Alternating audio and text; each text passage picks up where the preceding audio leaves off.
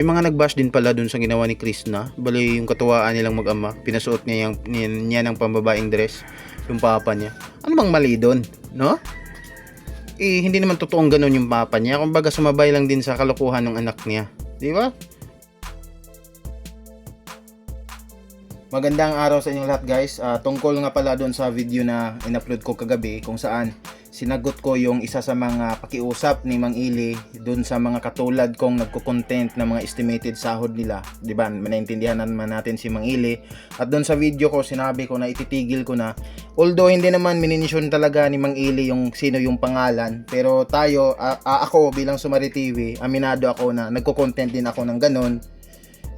Talagang kahagabi inanunsyo ko na last na yon yung ginawa ko yung nung nakarang araw. So sa susunod na buwan hindi na po ako magko-content ng ganon kasi naintindihan ko talaga si Mang Ili at may na-realize din talaga ako na sa panahon ngayon totoo naman talaga na delikado kahit estimated lang yun, no? So maraming salamat dun sa mga nag-comment dito sa video kong ito na mga positibo pa rin yung comment nila. Nagpapasalamat sila na ayun, na-realize ko daw na itigil na. So meron din, hindi talaga may iwasan na meron namang ibang nagko-comment na negatibo pa rin yung i-comment nila. Pero ayun, maintindihan naman natin yun. So God bless sa inyo lahat yung mga nagpositibo ng comment, no? Yung healthy lang yung comment nila. Pero guys, hindi pa tapos yung ano nyo. I-search nyo lang para malaman nyo kung sino yung maliban sa akin, kung sino yung nagko-content na mga estimated sahod ng PB Team. I-search nyo lang sa YouTube, PB Team sahod. Tapos i-search nyo, tapos lalabas po yan kung sino yung mga nagko-content ng ganyan. Tapos doon kayo mag-comment naman, no? Doon kayo mag-comment na ayun, itigil nga kasi delikado naman talaga na bundok, kahit anong lugar dadayo sila. Tapos sa panahon ngayon sobrang hirap, no? Yung ibang mga tao is handa nang gumawa ng masama para magkapera lang, no? Easy money.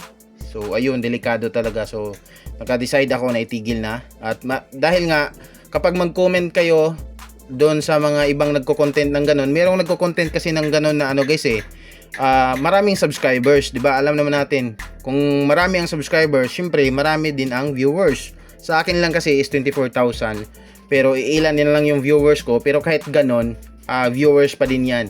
Na napakalat pa rin natin yung estimated na sahod nila at pwedeng maging sanhi ng peligro, no, sa buhay ng PB Team. So, importante din yung iba at mag-comment din kayo doon sa mga, hindi ko kasi natandaan yung mga pangalan nila. Basta i-search nyo lang sa YouTube ng PB Team Sahod, lalabas po yan. So, doon naman kayo mag-comment. Kasi sa pamamagitan kasi po niyan, malaman din nila yung concern nyo na bawal yon, na hindi maganda yung, may posibleng hindi maganda yung kahihinatnan ng topic na yon. Kasi sa akin guys, hindi ko sana malaman to yung tungkol sa live ni Mang Ili nung isang araw kung hindi kung walang nag-comment dito sa video na ginawa ko dito sa nag-react ako sa video nila ni Krishna. May nag-comment na may pakiusap daw si Mang Ili sa akin. So sa pamamagitan ng comment na yon, inistok ko si Mang Ili, pinanood ko yung live niya. So tama pala, hindi niya minention yung pangalan ko. Pero sa sarili ko alam naman na nagko-content din ako ng ganon. So ayun, tigil ko na agad. So ayun, doon naman kayo mag-comment sa mga creator na ganon yung mga content nila. Maliban po pala sa ayun, ititigil ko na yung pag-content sa estimated sahod ng PBT. May nag-comment dun kasi sa video na kay Krishna po daw, no. So yes, lahat po, no. Hindi lang kay Krishna kundi pati kay Inday Ugdot. So ayun, hindi na ako magko-content ng ganon para lang din sa kaligtasan ni Krishna. Kasi ayun nga, minsan may lakad siya na siya lang mag-isa, tapos babae pa, so delikado talaga. So ayun, no, lahat po yun, hindi lang sa PB Team kundi kay Krishna din at kay Inday Ugdot. Basta lahat na. Hindi na po ako magko-content ng mga sahod na mga ganyan. So ayun, kumusta si Krishna dito sa Facebook? So i-try natin kung ano yung post niya ngayon dito sa Facebook sa mga hindi updated dyan sa Facebook ni Krishna. Ayan, may bago siyang selfie. Ganda ni Krishna guys, no? May caption ito na ngumingiti kahit na nahihirapan. Ayan, basa tayo dito ng comment.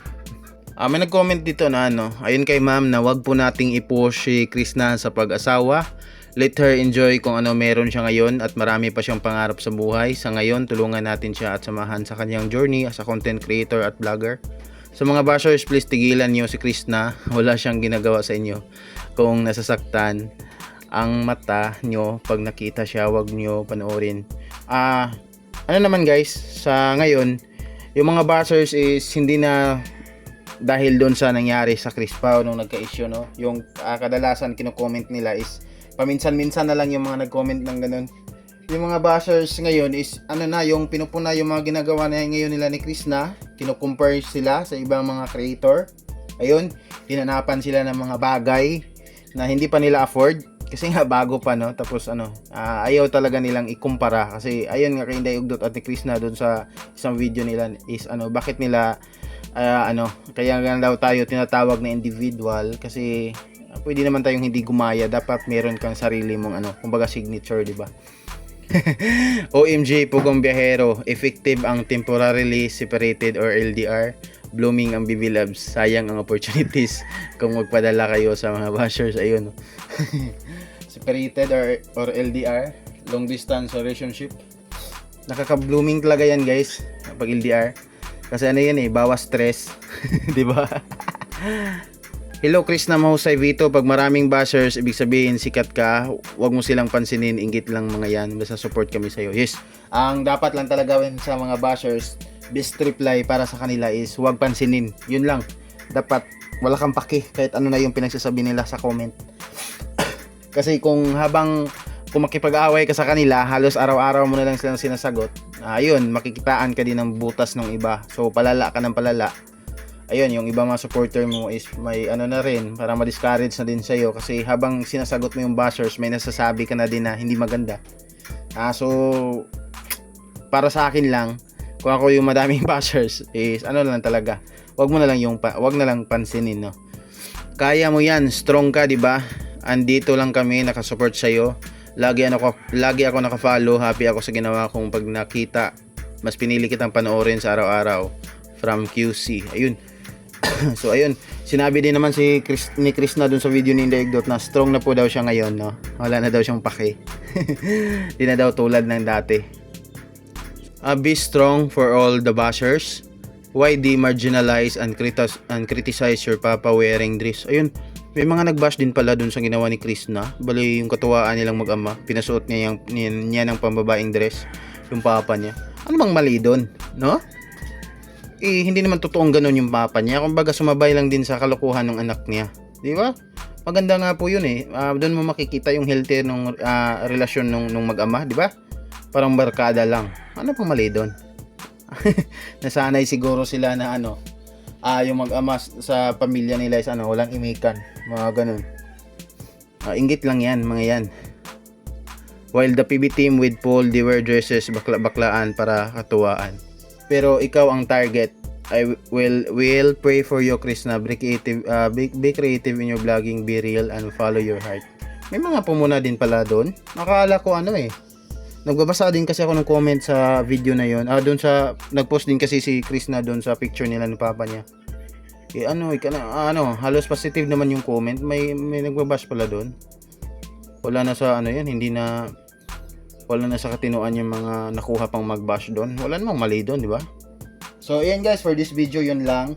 At ayun, huwag kayong mag-alala kasi hindi lang po yung ititigil ko yung content na estimated sahod sa PB team, kundi kasali na po sila si Chris na at Inday Ugdot. Kasi nga ititigil nga natin yung PB team na puro mga lalaki, kay Chris na pa kaya na Inday Ugdot na mga babae, di ba? So mas delikado yung sitwasyon nila sa mga ganun. At yun, kung gusto niyo malaman kung sino pa yung nagko-content ng mga estimated sahod nila, search nyo lang sa YouTube, PB Team Sahod, lalabas po dyan kung sino yung mga nagko-content ng ganyan. At doon naman kayo mag-comment nang sa ganun is mawawala na talaga na mag-content ng ganyang sahod, no? So yun guys, for this video, maraming salamat at God bless, and subscribe my YouTube channel at i-like mo itong video, and bye bye, maraming salamat po.